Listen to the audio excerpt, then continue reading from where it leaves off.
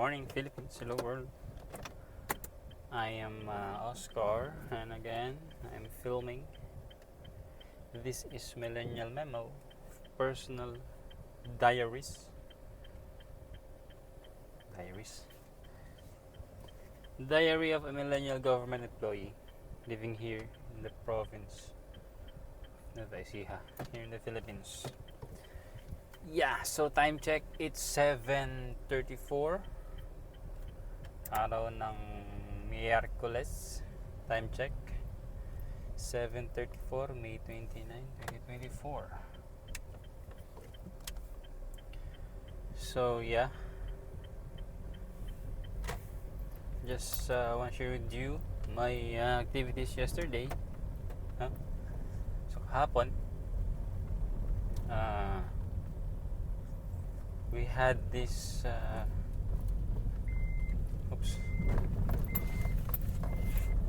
we had this what do you call this, pre-deployment meeting for the economic and development module.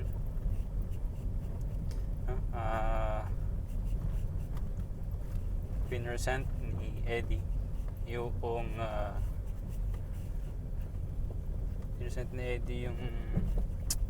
module ng economic development and investment. So doon pinresent yung sa rentals ng mga commercial buildings, stalls, and the payment for the cemetery. And yeah, those are the two major sources of income ng economic today, yung commercial payment ng rentals ng economic ng commercial buildings. So yun, aside from that, yung sa cemetery yung nagbabayad, so yun, aside from that, with the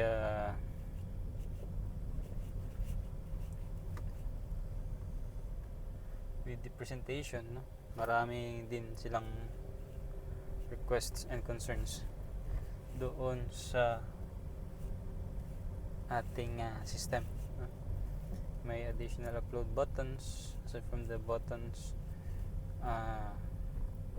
doon sa payment ng utilities and bills, sinama nila yon. And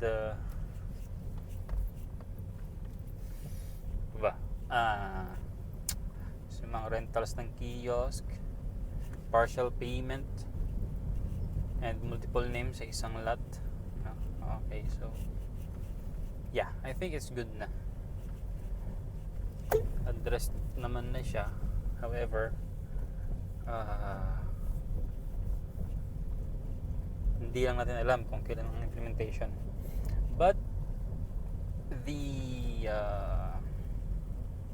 process, kung anong meron muna system, yun muna, we cannot wait for the update to be pushed first before they use the system. So yun ang activity natin kahapon ng umaga. So sa hapon naman, meron tayong invitation galing sa BAC, Bids and Awards Committee, regarding sa procurement process natin, mas okay yun, maganda yun kasi yung palang procurement natin is umabot na doon. Mula na nag-start tayo nung April, May, so 2 months in the process, saka lang umaabot dun sa BAC yung ating mga documents. So nag-request sila kung ano na ba ang nangyayari sa system, ano ba ang response na dapat nilang gawin system, ano ba ang move or gagawin nila para mag-proceed yung mga document, Hirap kasi nung una, yung ibang nandun sa BAC, hindi na i-concern nung una. I'm not talking about the department heads but the secretariats. Anyway, anong problema doon? Yung mga concern nila is naka-system naman. However, iba yung process na in-expect nila. So, for example, ang expectation nilang process is may shortcut. Hindi naman nila na-mention yun noong una. So, long cut, di ba? For example, yung to payment, na direct payment. Sa actual kasi, hindi na to dadaan ng back. Or, ay isang ano na lang, isang step na lang yung pre-canvas form. Pero, iba yung nangyari. So, mayroong adjustments doon. Anyway, magagamit naman yung system. Hindi lang sa mabilis na process nila gusto. Kasi iba ang design systems actual. I don't know kung kayo ang may ano doon. Anyway, yung may shortcomings. Anyway, hindi naman yun ang problema. Ang kailangan is magamit nila sa back yung system. So, yun na, ginagamit na, and tinatawag kami to just streamline yung process kung what are the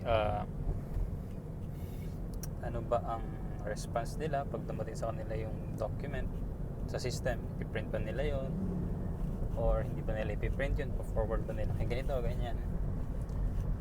Pero yeah, meron naman na kaming tawag dito, naka-ready naman yung response namin doon na ganito, ganyan. And magaling si admin, no? Kasi I think beforehand na internalize niya na yung magiging process. Kasi ako, to be honest, I'm not into the procurement side, no? Sa income ako nakafocus,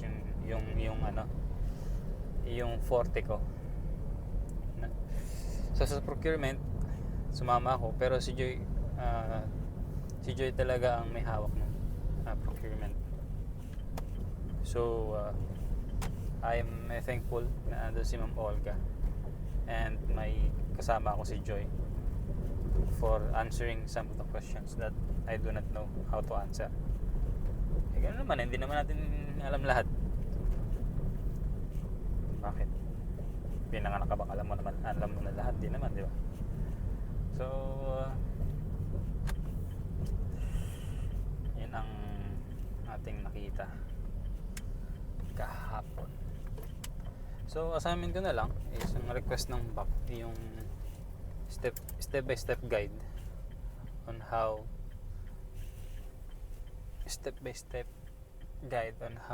they will use system. Yan. On how to procure, on how to reimburse, on how mga ganyan lang naman. Mga problema. Ang gagawa naman din natin ng paraan. So binigyan akong deadline ni admin sa Friday. Meron dapat akong flowchart. Ano ang problema doon? Kaya natin gawa ng paraan yan. So also na natutuwa ako sa mga kasama ko. Yung kasing work ethic na meron ako. Anyway, I'm not telling na maganda work ethic ko, pero yung natutunan ko before sa una kong boss, sa ninong ko, kay Chief Cesar, na pag binigyan ka ng tasks, gagawin mo, may problema ka. Pag may problema ka nga encounter doon sa task mo, hindi ka magrarant, hindi mo gagawin. Pero gagawa mo ng paraan, di ba? Maganda kasi yun na tinanong ka ng boss mo, meron ka ng sasagot, alam mo na gagawin. Kasi alangan naman na tinanong ka ng boss mo, tapos hindi mo na alam yung sasagot mo, hindi iyak. Una-una, ang magiging impact nun, parang ano pa to? Hindi alam yung gagawin, hindi alam ginagawa. So hindi ko naman sinasabi na hindi nila ako may approach kung gusto nila ng insights. Pero ang sinasabi ko, na-internalize na nila yung possible problems. Nakita nila ahead of time yung mga problems. Then kung kailangan nila ng clarification, kung kailangan nila ng guidance, punta nila ako. Then I can ask them, no? Meron kasi kung nababasa-basa when it comes to leadership, yung mga questions mo about sa problem, dapat merong konting liwanag, no? Parang sa ganun, open-minded question ba, kumbaga, paano kapag ganito ginawa mo, ano mangyayari? So sasagot sila, sir, ganito, ganyan, ganyan, ganyan, ganyan. Tanong ka na panibagay, paano pag ito ginawa natin, ano mangyayari? Sir, maging ganito, ganyan, ganyan, ganyan. So sa dalawang choices na meron tayo ngayon, alin ang mas feasible, less ang negative impact, and magpo-proceed tayo? Yan. Sir, ito kasi ganito, ganyan. Sige, let's do it. Yan. Una, yung ganung scenario, may tiwala ka sa mga tao mo na they're choosing the right choice. They're picking the right choice. Pangalawa, andun ka para tumulong sa kanila. So, I think magandang, yan ang pwede nating scenario sa mga ganun. Pwedeng i-apply, i-adapt sa mga ganyang pangyayari. And also, I think okay naman siya. Oops. Kaway sa vlog. Ay, wala.